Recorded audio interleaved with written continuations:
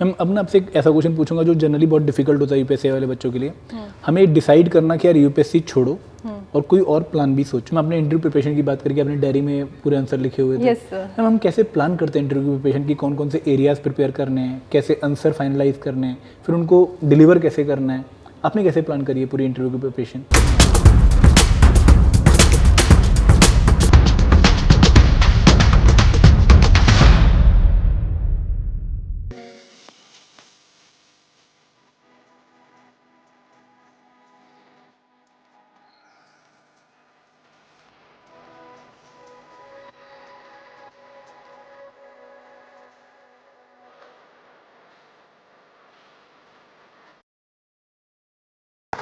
Hi everyone, आज हमारे साथ एक बहुत ही स्पेशल गेस्ट हैं अनुराधा मैम, जिन्होंने रिसेंटली एपीएफसी 2023 एग्जामिनेशन को क्वालिफाई किया है और बहुत ही अच्छे तरीके से क्वालिफाई किया है। दोस्तों मैं इस पोस्ट के बारे में आप लोगों को बता दूं कि ये एक क्लास ए पोस्ट है, लेवल 10 पोस्ट है, काफ़ी अच्छी गोल्डन अपॉर्चुनिटी मानी जाती है लोगों के लिए और रेगुलर एग्जामिनेशन नहीं आता है। 8 साल बाद भी एग्ज़ाम आया था और इन्होंने उसको क्रैक किया और बहुत मेहनत करी इन्होंने। मतलब इनकी मैं पर्सनल लाइफ के बारे में बता दूँ आपको कि यूपीएससी की प्रिपरेशन स्टार्ट करी इन्होंने, वहाँ पे 4 बार प्रीलिम्स दिया, 1 बार मेंस लिखा, देन स्टेट पीसीएस के एग्ज़ाम दिए, वहाँ पे इंटरव्यू तक पहुँचे। तो बहुत उतार चढ़ाव भरी जर्नी रही, क्योंकि जनरली एस्पिरेंट्स जो है ना प्रिपरेशन में खो जाते हैं और उनको लगता है कि अब हम क्या करें, क्योंकि हमारी जो सोसाइटी है वो जनरली रिजल्ट देखती है। मतलब हमारी मेहनत कोई नहीं देखता, दे विल ओनली आस्क कि भाई क्या बना, ठीक है। तो अल्टीमेटली इनके पास अब कुछ कहने को है कि I am finally an APFC officer और बहुत प्राउड है हम सबको। हमने एक बहुत छोटा सा रोल इनकी प्रिपरेशन में जो है किया है। हमने सिर्फ इनको जो है paid mock interview guidance program दिए। इन्होंने सेल्फ स्टडी से एग्जाम क्वालिफाई किया है। तो let's have a big clap for Anuradha ma'am. Anuradha ma'am, आप अपनी प्रिपरेशन जर्नी को अगर समराइज करना चाहें हमारे टीचर्स के लिए और हमारे मेंटर्स के लिए। Hello everyone, my name is Anuradha. I have done my graduation from Aligarh Muslim university. I start my preparation from 2017। उसके बाद मैंने, जो सर ने बताया कि यूपीएससी यूपीपीसीएस के मेंस थे। मुझे लगता है कि प्रिपरेशन करने में कई फेजेस में हमें देखना पड़ता है। फर्स्ट तो होता है कि हमें सिलेबस को अच्छे से अंडरस्टैंड करना, एग्ज़ाम पैटर्न को समझना। सेकंड होता है कि अपनी लाइफ मैनेजमेंट, टाइम टेबल बनाना। और थर्ड होता है कि अपना जो इमोशनल और फिज़िकल, मेंटल जो तीनों स्टेज है उसको स्टेबल रखना। बहुत बढ़िया। और मैं बता दूं मैडम के बारे में कि जब मैडम का रिक्रूटमेंट टेस्ट क्वालिफाई हुआ था तो इनके हेल्थ इश्यूज़ हो गए थे और इंटरव्यू की प्रिपरेशन में इन्होंने काफ़ी उस चीज़ को जो है सहा है और उसका फिर उसको उन्होंने ओवरकम भी किया है, सॉल्यूशन भी उसका देखा है। तो जैसे जनरली मैडम को शायद ऊपर देख के बोलने की आदत थी, but now she is doing a lot of work on this particular direction और काफ़ी इंप्रूव किया है इन्होंने। तो मैम बहुत सारे क्वेश्चंस मेरे मन में जो मैं आपसे इंटरव्यू में पूछूंगा, लेकिन अगर आप में से किसी को कोई क्वेश्चन पूछना है मैडम से रिगार्डिंग योर प्रिपरेशन और anything else, you can ask.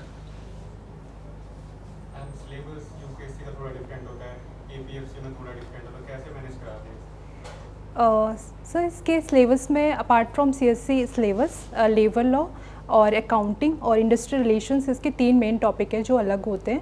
उसके लिए एक श्रीवास्तव गुप्ता की बुक आती है, वो मैंने रेफ़र की थी। और एक मेरे मेंटर हैं स्वराज सर, उन्होंने, उनका जो लॉ बैकग्राउंड था तो उन्होंने लेबर लॉ मुझे डिटेल में एग्जांपल्स और प्रैक्टिकली समझाया था।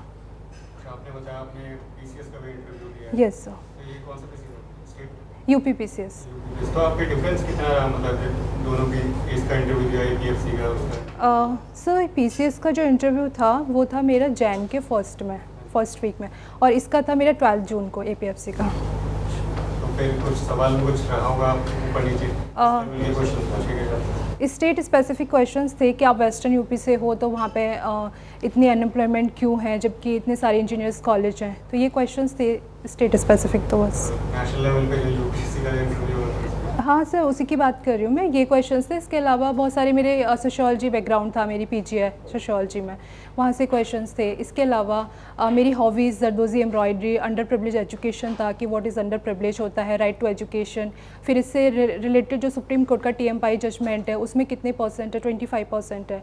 और इसके अलावा न्यू एजुकेशन पॉलिसी, मैंने टीचिंग की थी कुछ टाइम, तो वहाँ से आपका क्या एक्सपीरियंस रहा। फिर आपने स्ट्रीम चेंज किया, साइंस से आप आर्ट में गए, क्यों गए, फिर ऐसी क्या वजह थी कि आप यूपीएससी में क्यों आए, सारी चीज़ें पूछी थी। कोई और क्वेश्चन पूछना चाहे प्लीज़। आपकी इतने सारे जो फॉल बैक्स थे इसके बाद रिकवर कैसे किया, मतलब एक बार फिर से स्टार्ट करना, वो कैसे किया? सर मुझे लगता है सेल्फ मोटिवेशन सबसे इम्पोर्टेंट है इस एग्ज़ाम में through out journey.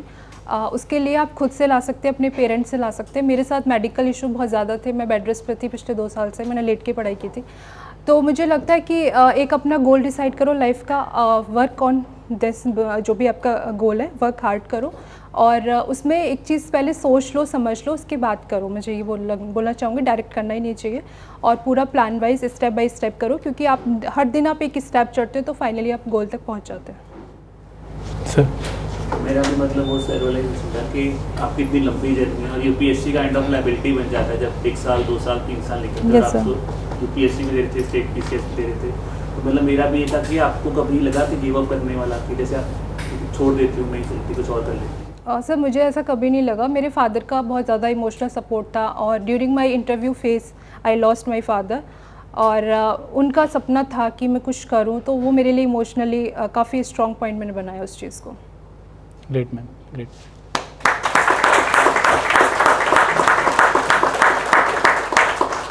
Any other question?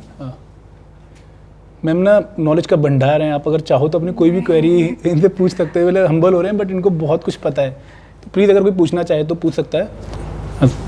Ma'am जैसे पेपर जो है काफ़ी डायनामिक लोगों ने कहा है कि रहा था, तो आपने कैसे एग्ज़ाम देते हुए कैसा लगा था आपको, या फिर कैसे टैकल किया इसको? पेपर काफ़ी टफ था। हिस्ट्री मेरा ऑप्शनल रहा है, हिस्ट्री का मेरा वहाँ से हो गया था। अकाउंटिंग में से बहुत ज़्यादा नहीं आता क्योंकि मेरा बैकग्राउंड नहीं था। मैंने अनअकैडमी की वीडियोस देखी थी, जो उसके बेसिक क्वेश्चंस थे वो मैंने कर दिए थे, बाकी छोड़ दिए थे।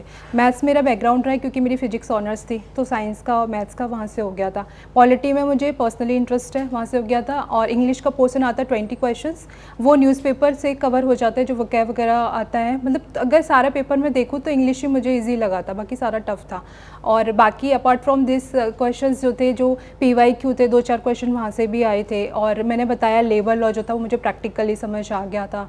इंडस्ट्रियल रिलेशन, उससे रिलेटेड क्वेश्चंस जो थे, ऐसे ही किया था। मैम ये आपके लिए एक एप्रिसिएशन भी हमारी तरफ से, Thank एक बुक you. है, आई होप आप पढ़ेंगे पक्का। Thank you sir, thank you so much. Thank you ma'am, thank you. Hi everyone, बहुत बहुत स्वागत है आप लोगों का APFC सक्सेस स्टोरी सेशन में। और आज हमारे साथ एक बहुत ही स्पेशल गेस्ट अनुराधा मैम, जिन्होंने रिसेंटली कंडक्ट हुए APFC एग्जामिनेशन में 47 रैंक हासिल किया है। मैम बहुत बहुत कॉन्ग्रेचुलेशन आपको। Thank you sir, thank you so much. दोस्तों इस पर्टिकुलर सेशन में हम इनकी जर्नी की बात करने वाले हैं, किस तरीके से इन्होंने UPSC UPPSC जैसे एग्जामिनेशन देने के बाद इस एग्ज़ाम को क्वालिफाई किया, वो जानना चाहेंगे। प्लस इनकी पर्सनल लाइफ और इनकी मोटिवेशन के बारे में भी जानना चाहेंगे। तो आप लोगों के लिए इस सेशन में बहुत कुछ सीखने को है, तो ये सेशन एंड तक पक्का देखिएगा। मैडम सबसे पहले तो मैं जानना चाहूँगा कि आपका बैकग्राउंड क्या है और किस तरीके से आप APFC एग्ज़ाम की प्रिपरेशन में आए। Yes, sir. Sir, my name is Anuradha. I secured All India rank 47 in UPSC APFC exam. Sir, my schooling start from my village. Then I have done my graduation from Aligarh Muslim University. Then I have done my post graduation from IGNOU. और sir इसके साथ ही साथ मैंने net और JRF भी clear किया है history में। और उसके जब सर मेरा जब आफ्टर ग्रेजुएशन मैंने थोड़ा गैप लिया था, उस टाइम मैंने कुछ टीचिंग की थी 3 इयर्स। तो उस टाइम मुझे रियलाइज़ हुआ कि जो साइंस के सब्जेक्ट हैं बेसिकली, उनसे बेटर मैं आर्ट के सब्जेक्ट अच्छे से समझ सकती हूँ, समझा सकती हूँ। तो सर जब मेरे टीचिंग के दौरान जब मैंने आर्ट के सब्जेक्ट पढ़े, तो मुझे लगा कि 80% जो सिलेबस है UPSC का, वो आर्ट के सब्जेक्ट से रिलेट करता है। तो सर मैंने 2017 में मूड बनाया था, मतलब डेडिकेशन के साथ में पूरा फुली प्लान कि मुझे UPSC करना है। सर वहाँ से मेरी जर्नी स्टार्ट हुई, और एट द एंड ऑफ 15 जुलाई 2024, इतनी लंबी जर्नी हो गई, आई गॉट सिलेक्टेड। और सर इस जर्नी में बहुत सारे अप्स एंड डाउन्स आए कि फर्स्ट तो था कि मेरा कोई बेस नहीं था, मेरी फैमिली बहुत ही हम्बल बैकग्राउंड है, कोई सिविल सर्विस के बारे में सोचता भी नहीं, मुझे पता भी नहीं था कि UPSC होता क्या है बिफोर आई प्रिपेयरिंग एग्ज़ाम। और सर फिर उसके साथ ही मेरे हेल्थ इश्यूज़ रहे, आई शिफ्ट इन दिल्ली, तो उसके साथ ही बहुत सारे इश्यूज़ थे। और सर एक मेरा मोटिवेशन सपोर्ट था my father, I lost my father during interview. और वो बहुत बुरा टाइम था मुझे मैनेज करना, समहाउ आई मैनेज्ड। ये सारे प्रोसेस रहा sir. I am sorry for your loss. Ma'am APFC exam का जो इंटरव्यू था वो लगभग 1 साल के बाद जो है प्लान हुआ। Yes sir. मतलब जो रिजल्ट था वो 20 जुलाई 2023 को आ चुका था। Yes sir. लेकिन इंटरव्यू आ रहा है करते करते 1 साल के बाद इंटरव्यू हुआ। Yes, sir. तो इतने लंबे समय तक खुद को मोटिवेट रख पाना मतलब बहुत डिफिकल्ट होता है, तो Yes, आपने sir. कैसे मैनेज किया मैम ये? सर डिमोटिवेशन तो मुझे भी हुआ था, बट मैंने कुछ और एग्ज़ाम्स भी साथ साथ पैरेलल दे रही थी। मेरा मेंस था यूपी का, फिर इंटरव्यू था, और भी मेरे कुछ एग्ज़ाम्स थे। फॉर एग्ज़ाम्पल कि यूपी पीसीएस का 17 मार्च को होने वाला था, बट वो पोस्टपोन हो गया। इसके साथ ही सब सेल्फ मोटिवेशन के लिए मुझे लगता है कि जो भी आपकी कंडीशन है उसको बेस्ट समझो, और उसके लिए आप या तो डीप मैं करती थी कि डीप ब्रीथिंग एक्सरसाइज या सेल्फ पॉजिटिव टॉक करना, अपने पेरेंट्स से बात करना, जो लोग आपको अच्छे से समझ सकते हैं, जो आपकी मेहनत पे विश्वास करते हैं, उन लोगों के टच में रहना। और सर दिल्ली जैसे सिटी में यहाँ पे काफ़ी नेगेटिव एनवायरनमेंट भी मिलता है, Right. कुछ लोग मिलते हैं ऐसे, तो एक अच्छा पॉजिटिव एनवायरनमेंट मिलना बहुत ज़रूरी है। ऐसे ही लोगों को अपने साथ अपने फ्रेंड सर्कल में रखिए। Right ma'am. मैम आपने जैसे बताया कि आप बहुत हम्बल बैकग्राउंड से हैं, Yes, sir. ठीक है, आपके father mother and then brother and 2 sister हैं, Yes, sir. तो मैम उनसे कैसे आपने बोला कि मैं दिल्ली जाके यूपीएससी की प्रिपरेशन करना चाहती हूँ, Yes, और दिल्ली ही क्यों मैम?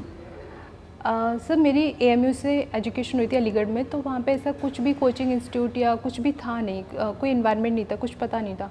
मेरी सिस्टर है बड़ी वाली ममता दीदी, वो नोएडा में रहती है, तो I stay in that home. और उसके कुछ टाइम बाद मैं दिल्ली में शिफ्ट की थी। डायरेक्ट मुझे परमिशन नहीं मिली थी। मैंने अपने पापा को बोला था कि मैं दीदी के पास रह के पढ़ाई करूँगी। फिर मैंने बोला कि पापा यहाँ पे पढ़ाई नहीं हो पा रही है फैमिली में, ऐसे करके मैंने दिल्ली में शिफ्ट किया था। डायरेक्ट मुझे अलाउ नहीं किया था। और सर मैं मेंशन करना चाहूँगी, मैं अपने गांव की फ़र्स्ट लड़की थी जो मैं साइंस से पढ़ी, फर्स्ट लड़की थी Great. मैं एएमयू में पढ़ी, Great. और फर्स्ट लड़की है कि जो यूपीएससी क्रैक किया। Great, ma'am, great. तो बैकग्राउंड बहुत ही हम्बल है। मैं बस यही बोलती, मेरे फादर लेक्चरर थे पॉलिटिकल साइंस में और रिटायर हुए थे वो जब प्रिंसिपल थे। और मेरी 2 सिस्टर हैं, 2 बोथ आर हाउसवाइफ, और मेरे एक ब्रदर हैं, वो घर की चीज़ें संभालते हैं, घर संभालते हैं पूरा सब कुछ। ये बैकग्राउंड है। तो मैम घर में आपके जैसे सरकारी नौकरी का माहौल आपके माइंड में कैसे आया कि मुझे सरकारी नौकरी की तरफ ही जाना है, क्योंकि आपने बताया सिस्टर हाउसवाइफ्स हैं, जी। तो आपके घर में नहीं था कि चलो इनकी भी शादी करते हैं, ये भी हाउसवाइफ, मतलब कैसे आपने घर वालों को बनाया कि नहीं मुझे तो सरकारी नौकरी करनी है? सर जब इस प्रिपरेशन में आ जाते हैं ना, और फिर आपकी प्रीलिम्स क्लियर होने लग जाए, तो फिर आपको कॉन्फिडेंस आ जाता है। और मेरे फादर को मेरे पे कॉन्फिडेंस था। मैम वो स्टार्टिंग पॉइंट है ना, जब घर वालों को बताया होगा कि मैं हाँ। यूपीएससी की प्रिपरेशन करना चाहती हूँ। सर जो मेरे अभी सबसे स्ट्रॉन्ग पॉइंट थे, माय फादर, उन्होंने बोला था कि कर लेगी, कल हो जाएगा। मैंने कहा नहीं, मैं कर लूँगी, मुझे पूरी डेडिकेशन के साथ करना है। और मेरे भाई हैं, उन्होंने बोला था कि नहीं ताऊ जी ये कर लेगी। सबने सपोर्ट किया था स्टार्टिंग से लेके एंड तक, क्योंकि आपकी सफलता होती है तो बिल्कुल। सभी लोगों का योगदान होता है। मेरे बहुत सारे लोगों का योगदान है, मतलब इतनी लंबी जर्नी है। फिर मेरे बाद में हेल्थ इश्यूज़ भी हुए, वहाँ पे भी मुझे मेरे सारे फ्रेंड्स ने, फैमिली ने, सभी ने सब बहुत सपोर्ट किया। मेरे डॉक्टर इवन बहुत ज़्यादा खुश हैं। Great great. मैम एक और चीज़ पूछूंगा कि आपने ना ग्रेजुएशन करी थी फिजिक्स ऑनर्स में, Yes, sir. देन आपने पोस्ट ग्रेजुएशन करी सोशल में, हिस्ट्री में, है ना, History में, तो आपके yes, सब्जेक्ट बिल्कुल चेंज हो गए। Yes sir. तो अगेन हमारे जो घर वाले होते हैं वो डांटते हैं कि तूने जो पहले ग्रेजुएशन में किया वही करना, पोस्ट ग्रेजुएशन में क्या नया कर रही है, तो ऐसा कुछ फोर्स रिएक्शन आया था घर वालों की तरफ सर से? मैंने बताया नहीं था कि मैं पोस्ट ग्रेजुएशन में कर रही हिस्ट्री सोशियोलॉजी में, मैंने घर पे नहीं बताया था ये बात। ठीक है मैम, जब आपने टीचिंग करी उसके बाद, यस सर। तो टीचिंग से फिर यूपीएससी की तरफ इंक्लिनेशन कैसे आया आपका? सर मुझे कॉन्फिडेंस बिल्डअप हुआ कि मैं चीज़ों को समझ के दूसरों को समझा सकती हूँ। तो यूपीएससी एग्ज़ाम भी यही होता है कि आपको समझना है, फिर डिलीवर करनी है अपनी नॉलेज। तो मुझे वहाँ से कॉन्फिडेंस बिल्डअप हुआ था। ग्रेट। हम जनरली में जब हम यूपीएससी की तैयारी स्टार्ट करते हैं ना, तो हमारा माइंडसेट ऐसा होता है कि यार इतना बड़ा क्या ही एग्जाम है, 2 साल तैयारी करेंगे, हाँ। आराम से निकाल देंगे और फिर हम आईएएस आईपीएस बन जाएंगे। आपका भी कुछ ऐसा ही माइंडसेट sir. रहा होगा, पर यूपीएससी ने पक्का आपको परेशान किया होगा मैम। Yes sir. तो किस तरीके से आपने उस पर्टिकुलर फेज को निकाला जहाँ पर आप प्रीलिम्स दे रहे हैं, क्वालिफाई नहीं हो रहे हैं, फिर इशू आ रहा है, फिर घर वालों को जवाब देना पड़ रहा है, तो बहुत डिमोटिवेशन होती है। Yes, और sir. बहुत सारे एस्पिरेंट्स का डिमोटिवेशन ये होती बहुत है। बड़ी प्रॉब्लम। तो वो फेज आपने किस तरीके से मैम ओवरकम किया? सर प्रॉब्लम बहुत आई थी। मुझे लगता है कि सबसे पहले आप छोटी छोटी स्टेप्स बनाइए। फॉर एग्जांपल कि you break your syllabus particular in a study session, और उस स्टडी सेशन ऐसा होना चाहिए जो कि मैनेजेबल हो, कि आप कर सको। और उस डेली स्टेप्स को वीकली और मंथली उसे आप फॉलो करिए। एक टेस्ट सीरीज ज्वाइन कर लीजिए, और वहाँ से आपको जब मार्क्स आते हैं तो उससे कॉन्फिडेंस बिल्डअप होता है। फिर घर वाले बोलते हैं तो फिर उनसे मुझे लगता है कि अगर आपके घर वाले सपोर्ट कर रहे हैं तो बहुत अच्छी बात है। अगर नहीं कर रहे हैं तो मैं इस चीज़ में थोड़ा सा, मेरे फादर को छोड़ के मेरी बाकी फैमिली बहुत ज़्यादा सपोर्टिव नहीं थी। स्टार्टिंग में तो थे, बट फिर कुछ टाइम बीत गया था तो उन्हें लगा था कि शायद नहीं होगा। तो एक तो मेरे स्ट्रॉन्ग पॉइंट था माय फादर। उसके अलावा एक सौराज सर हैं जो कि मेरे मेंटर रहे थे। उन्होंने मुझे पर्सनली काफ़ी गाइड किया था। मुझे through out my holistic preparation कि कैसे करना है, क्या करना है, कैसे आपको हर चीज़ मैनेज करनी है। अगर आपको ऐसे कोई मेंटर मिल जाते हैं तो बहुत अच्छी ईजी हो जाती है जर्नी। राइट मैम, ये बहुत अच्छी बात बोली मैडम ने कि अगर आपको लग रहा है ना कि चीज़ें लंबी जाएंगी और डिफिकल्ट होंगी तो उनको ब्रेक कर लो छोटे छोटे पार्ट्स में, क्योंकि छोटे छोटे जब हम गोल अचीव करते हैं तो हमारा long term goal automatically achieve हो जाता है। Great ma'am. मैम यूपीएससी की प्रिपरेशन के बाद हमारा रुझान जो है स्टेट सिविल सर्विसेज की तरफ चला गया। आपने बीपीएससी का एग्ज़ाम दिया, आपने जो है यूपीपीसीएस का एग्ज़ाम दिए, तो एक अच्छा बैकअप है क्या स्टेट पीसीएस यूपीएससी एग्जामिनेशन का? सर मुझे अच्छा लगता है। मुझे लगता है कि वो एक ऐसा एग्ज़ाम है, यूपीपीसीएस मैंने टारगेट किया है कि अगर आप फोकसली उसे अच्छे, क्योंकि यूपीएससी के बहुत कभी कभी होता है कि प्रीलिम्स में सीसेट बहुत टफ आ गया या फिर ऐसे आउट ऑफ सिलेबस कुछ क्वेश्चंस आ जाते हैं, रैंडम क्वेश्चन पूछ लेते हैं। स्टेट सिविल सर्विस में ऐसा कम होता है कंपैरेटिवली यूपीएससी। ग्रेट मैम, अब ना आपसे एक ऐसा क्वेश्चन पूछूंगा जो जनरली बहुत डिफिकल्ट होता है यूपीएससी वाले बच्चों के लिए। हमें डिसाइड करना कि यार यूपीएससी छोड़ो और कोई और प्लान भी सोचो। Yes sir. ठीक है, जैसे आपने स्टेट सिविल सर्विस सोचा, फिर आपके माइंड में एपीएफसी ईओ Yes, sir. आया होगा, Yes, बट जनरली यूपीएससी वाले बच्चे ना जब कोर मूड में होते हैं प्रिपरेशन की और काफ़ी मेहनत कर रहे होते हैं, उनको लगता है कि ईओ नहीं, हमारी sir. प्रिपरेशन डायल्यूट हो जाएगी। तो आपके माइंड में भी ऐसा आया होगा, तो कैसे आप शिफ्ट किए इन पर्टिकुलर एग्जामिनेशन की तरफ? सर मैंने 3 अटैम्प्ट दिए थे तो मैंने कोई एग्ज़ाम नहीं दिया था। यूपीपीसीएस तो देती थी बट अदर एग्ज़ाम नहीं दिया था। बट 2021 में मैंने ईओ दिया था तो उसमें मेरा 2 मार्क्स से प्रीलिम्स रुका था। तो मुझे एक कॉन्फिडेंस आ गया था कि इसे अगर मैं अच्छे से मैनेज करती हूँ तो आई कैन डू इट। तो ये मैंने इसलिए टारगेट किया। सेकेंड थिंग थी, इस बार मैं यूपीएससी नहीं दे रही थी क्योंकि मेरे हेल्थ इश्यूज़ थे, तो मैंने यूपीपीसीएस टारगेट किया था। तो यूपी का और इसका जो मेरा पहला बैकग्राउंड था, मैंने नोट्स वगैरह काफ़ी 2021 में काफ़ी मेहनत की थी इसके ऊपर, तो वो सारा रिवीजन किया तो ये हो गया। अगर प्लान बी की बात आती है, मुझे लगता है बहुत ज़रूरी है, मगर मेरे केस में बोला जाए कि अगर आप 2-3 साल दे दो यूपीएससी को, अगर नहीं होता है तो you should focus on plan B, because of कि कंपटीशन बहुत ज़्यादा है। और ये चीज़ नहीं है कि आपको डिमोटिवेट, इससे मोटिवेशन मिलता है। मैंने नेट जेआरएफ किया तो मुझे लगा कि हाँ मेरे पास एक बैकअप है, आई कैन डू समथिंग अगर यूपीएससी नहीं होता है तो। Right ma'am. अगेन जो एपीएफसी यूएस एग्जामिनेशन है, इनके बारे में इन्फॉर्मेशन बहुत कम है। Yes, अगर आप ऑनलाइन भी देखें और इवन कोचिंग इंस्टीट्यूट्स बहुत रेयर हैं। Yes, sir. तो जब हम ऐसे एग्जाम की प्रिपरेशन स्टार्ट करते हैं तो हम सबसे पहले देखते हैं कि यार हमारे एग्जिस्टिंग एग्जाम से ओवरलैप करता है नहीं करता है। Yes, sir. तो आपने जब पहली बार इसका सिलेबस देखा होगा तो आपके माइंड में चीज़ें आई होंगी कि यार अकाउंट्स भी है, हायर एंड लेबर लॉ भी Yes, है, sir. तो कैसे प्लानिंग करी? मतलब वो प्लानिंग बहुत जरूरी थी आपके लिए, तो आपने कैसे मैनेज किया अपने यूपीपीसीएस की प्रिपरेशन को और प्लस एपीएफसी की प्रिपरेशन को? Yes sir. सर इसका जो 75% सिलेबस है, it is similar to CSC. Apart from that accounting, labour law, industrial relation और इसके अलावा इंग्लिश का पोर्सन है जो कि आपका थोड़ा डिफरेंट है। तो मैंने लेबर लॉ और जो अकाउंटिंग वाला पोर्शन था वो तो सौराज सर जो मेरे मेंटर हैं उन्होंने मुझे पर्सनली पढ़ाया था क्योंकि उनका लॉ बैकग्राउंड है। और अकाउंटिंग के लिए मैंने पर्सनली ये किया था कि अनअकैडमी की वीडियोस पड़ी हुई हैं, बेसिक पूछते हैं उसमें, तो वहाँ से आपकी चीज़ें कवर हो जाती हैं। और न्यूज़पेपर के थ्रू आपकी बुकैफ इंग्लिश और एसएससी के लिए जो इंग्लिश की बुक आती है वो आप पढ़ सकते हो। उसमें जो जनरल ग्रामर आती है इंग्लिश की वो उसमें पूछी जाती है। इसके अलावा जो इंडस्ट्रियल रिलेशन है वो ओवरलैप करता है लेबर लॉ से, कि आपके एम्प्लॉयर और एम्प्लॉय के बीच में क्या रिलेशन होने चाहिए। तो वो वहाँ से जब आपका बेस स्ट्रॉन्ग हो जाता है लेबर लॉ का, तो वो आपसे वहाँ से कवर हो जाता है। इसके लिए कुछ पर्टिकुलर बुक्स हैं, फॉर एग्जांपल एससी सेक्शन अफसर की बुक है, एक गुप्ता एंड त्रिपाठी सर की बुक है, और सर एक येलो क्लब की बुक थी, मुझे सॉरी सर पियाली घोष की एक बुक आती है। हाँ सर, पियाली घोष की वो बुक भी है, पियाली घोष की।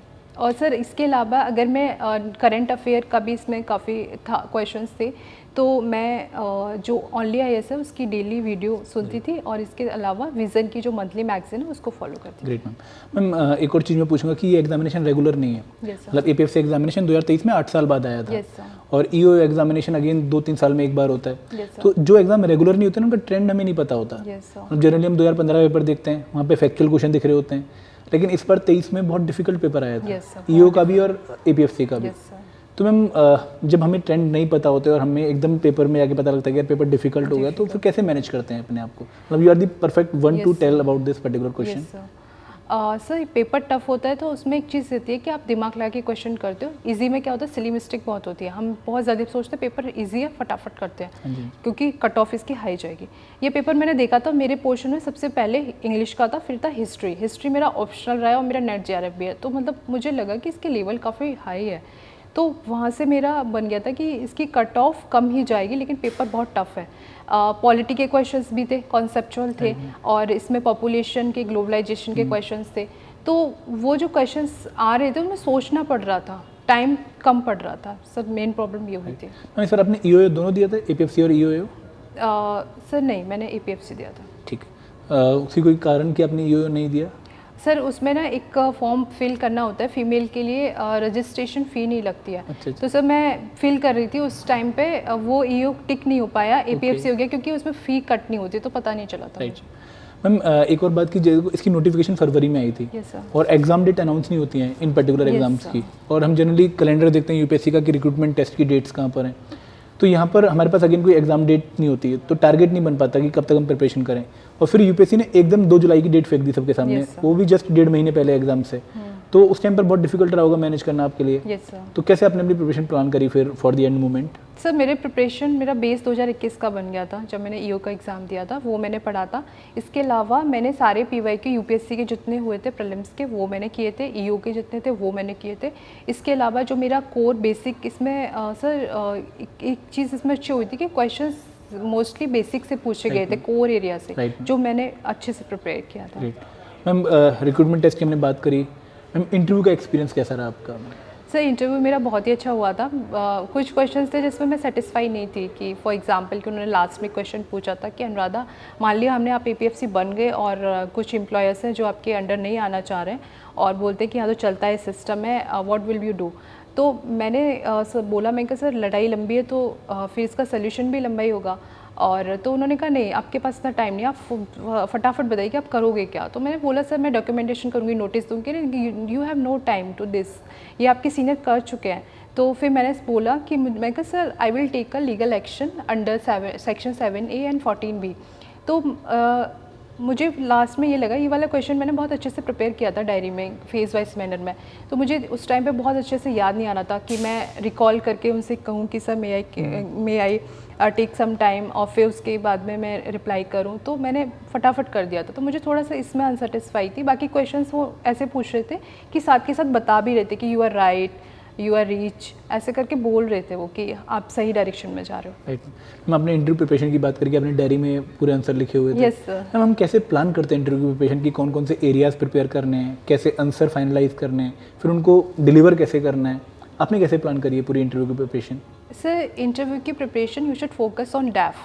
आपके जो डैफ है उसमें कीवर्ड्स है, वहीं से क्वेश्चंस बनते। मेरे केस में बिल्कुल यही हुआ था। उन्होंने सारे क्वेश्चन सोशियोलॉजी से पूछा, मेरी हॉबीज़ थी अंडर प्रिविलेज एजुकेशन, उनका फर्स्ट क्वेश्चन ही था कि व्हाट इज़ अंडर प्रिविलेज, उसको डिफ़ाइन किया। फिर जरदोज़ी एम्ब्रॉयडरी थी तो उन्होंने कृष्णा से जोड़ दिया था उसको कि ये ऐसे हुआ। और इसके अलावा मैंने टीचिंग एक्सपीरियंस मैंने मेंशन किया था, तो वहाँ से पूछे गए थे कि आपका क्या वो था। न्यू एजुकेशन पॉलिसी के बारे में पूछा था उन्होंने। इसके अलावा उन्होंने सुप्रीम कोर्ट का जजमेंट पूछा था राइट टू एजुकेशन में। तो ये सारे क्वेश्चंस जो थे मेरे डैफ को ही टच कर रहे थे। तो मुझे लगता है firstly you should focus on your डैफ। Second कि आपको मॉक्स देने चाहिए। I gave मॉक्स around more than 20। और मैंने एडुटैप पे मॉक दिया था और आई वॉज नॉट सेटिस्फाइड। तो एक सीनियर सर थे IAS ऑफिसर, उन्होंने मुझे बोला था, काफ़ी क्वेश्चंस में पूछे थे तो मैं आंसर सबका किया था, बट मुझे लगा था कि कुछ लैक हो रहा है। तो उन्होंने मुझसे बोला था कि सब कुछ ठीक है, बस तुम थोड़ी थोड़ी स्माइल करती रहना वहाँ पे इंटरव्यू बोर्ड में। फिर मैं कहा sir please give me marks. तो उन्होंने कहा हम रिमार्क्स देखते हैं, मार्क्स नहीं देते। तो फिर उन्होंने फिर बाद में कॉल कराया कि आपका इंटरव्यू काफ़ी अच्छा हुआ था, मोर देन एवरेज। आज हमने जितने इंटरव्यूज़ लिए उसमें सबसे अच्छा आप ही का था। तो एडुटेप से मुझे फ़ायदा ये हुआ कि यहाँ पे जो इंटरव्यूअर्स थे काफ़ी एक्सपीरियंस थे, सीनियर थे, और मुझे ये लगा कि ये भी ब्यूरोक्रेट्स है, मैं जहाँ जा रही हूँ रियल में देने वो भी हैं। तो सर जो सेम जो इन्वायरमेंट था वो मुझे मिला। ग्रेट मैम, एक और चीज़ मैं पूछूंगा कि ये जो प्रिपरेशन है APFC एग्जामिनेशन की, यहाँ पर ना मतलब बहुत लोगों को पता भी नहीं इस प्रिपरेशन के बारे में। तो जब आप सिलेक्ट हुए होंगे आप तो खुश बहुत हुए होंगे, लेकिन जब आपने लोगों को बताया होगा तो उनका डाउट आ गया कौन सी पोस्ट है। यस ठीक है, तो उनको कैसे मतलब फिर आपने टैकल किया, मतलब अगेन कैसे बताया? सर मुझे मेरे घर में कोई सेक्टर में नहीं है तो प्रॉब्लम हुई थी। फॉर एग्जांपल कि आई लॉस्ट माय फादर, तो वो तो थे नहीं, उन्हें नहीं पता था। मेरे चाचा जी हैं, तो मेरे कज़िन बोल रहे थे कि दीदी आपकी पोस्ट समझाने में मुझे 2-3 घंटे लग गए कि क्या होता है कैसे होता है। तो तो सर ये प्रॉब्लम आई थी सभी के साथ में, लेकिन नहीं आता है तो फिर वो बोल देते हैं कि कमिश्नर बनिए। Right ma'am. मैम आपको लग रहा था कि आपकी सिलेक्शन हो जाएगी जब आप इंटरव्यू दे के आए थे? सर जो मेरा रियल इंटरव्यू था वो मेरा अच्छा हुआ था, मुझे बस लास्ट वाले क्वेश्चन पे था। तो फिर मेरे सर से बात हुई थी, एक RPFC सर है, तो मैंने उनसे बोला था मैं सर ऐसे हुआ है, तो उन्होंने कहा कि आपने अगर सेक्शन भी मेंशन कर देना यही बहुत बड़ी बात है, क्योंकि वहाँ पे जाके ये भी याद नहीं रहता है, आप हो जाएगा। थोड़ा सा डाउट तो था बट बहुत ज़्यादा श्योर नहीं थी, बट ये था कि हाँ हो सकता है। राइट मैम, जब रिजल्ट आया, क्योंकि अगेन रिजल्ट में भी होगा कि इंटरव्यू खत्म होगा 14 जून को, 1 हफ्ते में रिजल्ट आ रहा है, 2 हफ्ते में रिजल्ट आ रहा है, तब रिजल्ट आएगा पता ही नहीं लगा, और फिर एकदम रिजल्ट गिर गया। तो बहुत डर लगा होगा PDF खोलते हुए, अपना रोल नंबर चेक करते हुए, उस टाइम क्या फीलिंग थी मैम आपकी?